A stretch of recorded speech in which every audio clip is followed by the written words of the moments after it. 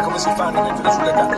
Cosa si fa prima? Come si pensa? Quali sono le regole che ci sentiamo? Cosa si può fare? Cosa non si può fare? Queste sono cose che si ha il dovere di dire prima, non durante il giorno. Non siamo riusciti, le strutture sanitarie non sono riuscite a individuare il paziente zero. Questo ancora non l'abbiamo individuato e quindi è difficile poi formulare anche previsioni su quella che può essere la diffusione. L'unica misura concreta e valida da adottare è stata quella di chiudere questi territori.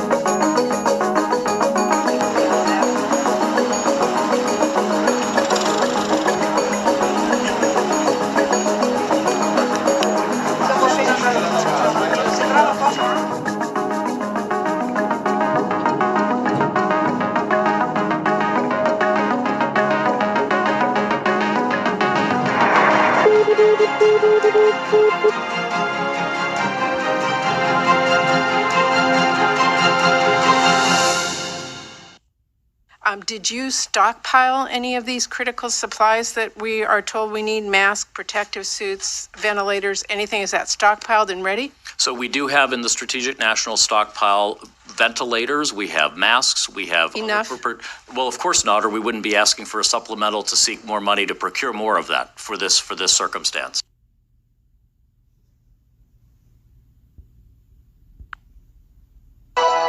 The coronavirus is affecting just about everyone and everything, from average citizens around the world to Wall Street, even billionaire bank accounts. The virus has proven to have a very broad reach. RT's Baron Franzak is joining us in studio with a broader look at how the virus has impacted much of the world. Farron? Yeah, Manila, so let's start with the total number of cases right now across the globe. We still have China that's going to be at the top, nearing 78,000 cases. South Korea almost now up to 1,000, and then we have Japan at 161. But it's actually Europe that's starting to worry the World Health Organization, because Italy is up at least 50 cases, almost with a total of 300. Now, countries in that area, they're now questioning if they should close their borders, because now you have Austria that has 2 cases. Germany has almost 20. Another big hit is the country of Iran, where there are up more than 30 cases. Now, let's take a look at the death toll. Now, China still at the highest with a good 72 more people died, along with in Iran. But there's some discrepancies with Iran's numbers, because some reports actually are pointing to Iran having near 500 deaths and 20,000 cases. Many think that this quick rise in Iran is because, since Iran has so many sanctions, trade relations with China are at an all-time high, and that could be the reason for the coronavirus hitting the Middle East. Now, the World Health Organization officials, they say that it's still too early to declare those dreaded words that nobody wants to hear. But with numbers like that, you can't help but ask, is the coronavirus turning into a global pandemic? Now, looking over here, we're talking Wall Street now. We had the Dow Jones Industrial Average. It opened slightly higher Tuesday, but still it is not looking good after the heavy losses Monday. Its worst day in 2 years, all because of the coronavirus. Now, even the feds, they're considering the Federal Reserve cutting interest rates. Originally, they thought the coronavirus would be a temporary problem in the U.S. economy, would actually make up for it later this year, 2020. But now they think that's not going to happen, and they're expected to make that decision in the coming days. Now, the price of oil, take a look here, it is no exception. For weeks, the oil markets, they seem to avoid the coronavirus hysteria, but it has returned. Now, you can see back in January, the WTI, it actually dropped 5.7%, but then it actually rebounded this month on the 21st. But then Tuesday, you can see it had another drop, with the markets starting low again. And the cause? the coronavirus. Also dropping, the bank accounts of some of the world's richest people. The world's richest man and Amazon president Jeff Bezos, he lost more than $4.8 billion. Then we go to French tycoon Bernard Arnault, chairman of Louis Vuitton. He lost $4.8 billion. And the fashion billionaire Amancio Ortega, if you know the store Zara, he lost $4 billion. And then you have the others from the... Now to the coronavirus, the epidemic that continues to spread globally. Now, with an increase of cases here in the United States, most coming from passengers from the Diamond Princess who tested positive for the virus, we want to bring in RT correspondent Sarah Montese Oka to break it all down. Sarah, we're starting to see, obviously, these quarantines popping up. We know about California. Is this something that could happen into our own backyards if this disease or this virus continues to spread? Well, Scotty, there are quarantines that are already set up right now across U.S. military bases. However, some new states are now petitioning to try to keep the people who are contaminated, some American passengers with cause for working with us to ensure the safety as a backup plan. They'll be transported into our community. And so because we were not given the opportunity to play a role in that decision, we decided that the only way that we could stop the process was to seek a federal court judge's help and get the injunction. We were able to do that. Well, that restraining order was extended for at least one more week. Now, here in the United States, the Center for Disease and Control Prevention reported at least 53 people are now infected with the coronavirus. 36 of those cases came from passengers from the Diamond cruise ship. 3 people repatriated from China, and 14 U.S. cases. 2 of them were transmitted from person to person. Now, most of the quarantined U.S. citizens have been contained in military bases across the United States, with 5 primary bases. Here are 3 in California, 1 in Colorado, 1 in Nebraska, and 1 in Texas. Now, those can hold up to 1,000 quarantined people, but there are additional locations around the country that can house up to 20 people. However, none of those have yet been used.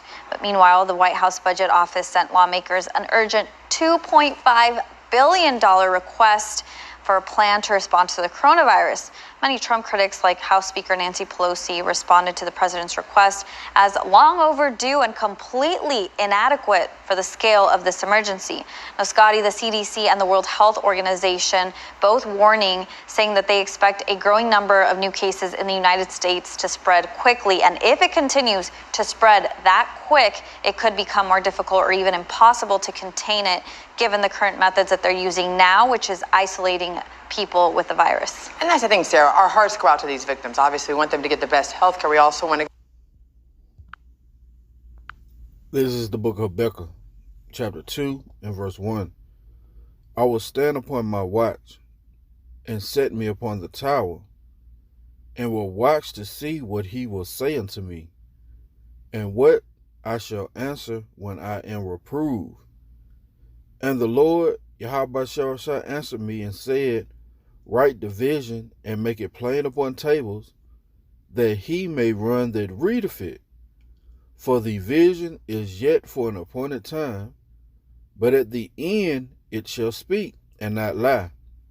Though it tarry, wait for it, because it will surely come. It will not tarry. I want to give all praise, honor, and glory to Yahweh, Bahashem, Yahweh Shai, Bahashem Rakakadash. Double honors to the apostles and elders of Great Millstone. Much respect to the brothers laboring worldwide to wake up the elect of the children of Israel. Yeah, and Yahweh Shai said that these pestilence, right? These things are foretold of old time, all right? Declaring the end from the beginning, all right? And as you've seen in these videos, you know, Yahweh Shai is making his presence known in the earth. Right? He's visiting the world which he made. Now he said that these people said that this virus, this COVID-19 as they call it now, right, is being warned of by the CDC, that it's gonna go full blown, man. As you seen in the earlier video in Italy, these folks are rushing the supermarkets, you know, getting as many supplies as they can, because why? They're being quarantined. They're not able to go into other cities. All right, they're getting turned back. and they're not making any deliveries. You know, with the thing going on with China, right? They're not even able to produce manufacturing goods, and 60% of the economy here is produced by who? China. All right. So once all these things coincide together, guess what that's going to cause? It's going to cause a famine. All right. And then in turn, might, as the elder Malcolm said, might in turn cause famine of the word, because you bringing out all these videos. All right, speaking on how these plagues and pestilence is plaguing the world. They don't want this information getting out. Right. Let's go to the book of 2nd Ezra, chapter 15. Let's like it. Chapter 15 and verse 1. Behold, speak thou in the ears of my people the words of prophecy, which I will put in thy mouth, saith the Lord, and cause them to be written in paper, for they are faithful and true. Fear not the imaginations against thee. Let not the incredulity of them trouble thee that speak against thee. Yeah, that incredulity is the unbelief. All right, the gainsayers. Well, guess what? These things are coming to pass, and there's no more gainsaying that can be had. Right, starting with our apostles and elders on down. Right, they've been prophesying these places, these plagues for 30 plus years. Right, and now Yahweh Shai is making it what? Speak at the end. Right, making it manifest. Fear not the imaginations against thee. Let not the incredulity of them trouble thee that speak against thee. For all the unfaithful shall die in their unfaithfulness. Behold, saith the Lord, I will bring plagues upon the world, the sword, famine, death, and destruction. Right? So Yahweh Shai is bringing these plagues, man. All right, these pestilence. All these what are the beginning of sorrows. All right? For wickedness have exceedingly polluted the whole earth, and their hopeful works are fulfilled. Therefore saith the Lord, I will hold my tongue no more as concerning their wickedness. Well, how do the Lord speak? Well, he speak by the prophets, all right? Matter of fact, let's get a precept. He speak by the prophets, and he's always spoken by the prophets, right? It's the book of Luke, chapter 1.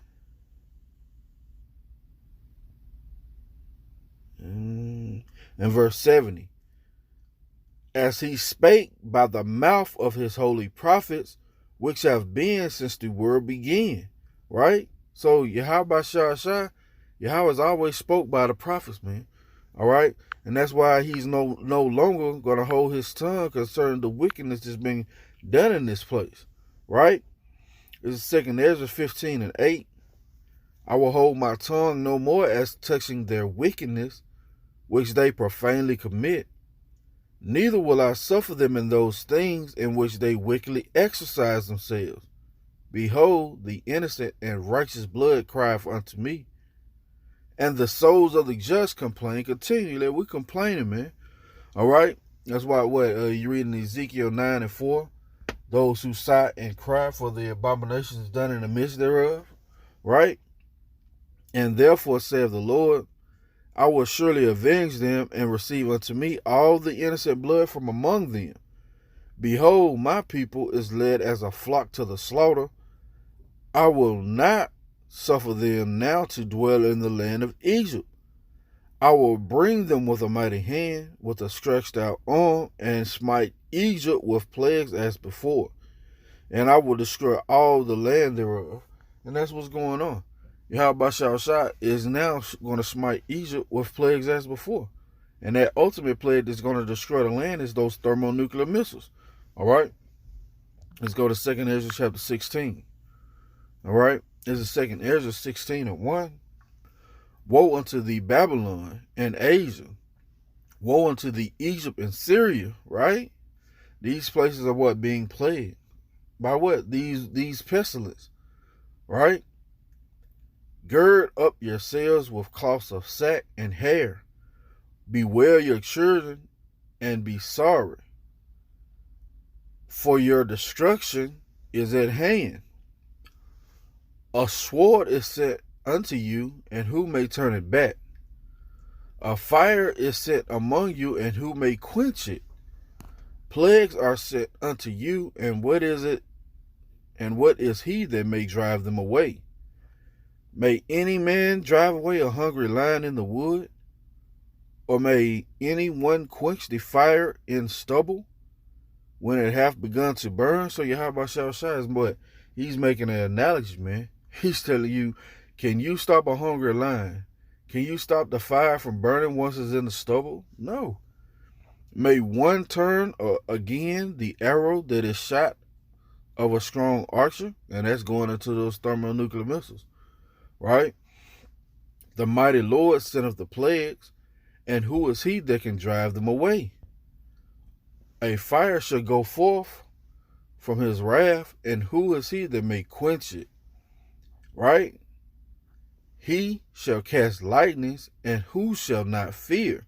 He shall thunder, and who shall not be afraid?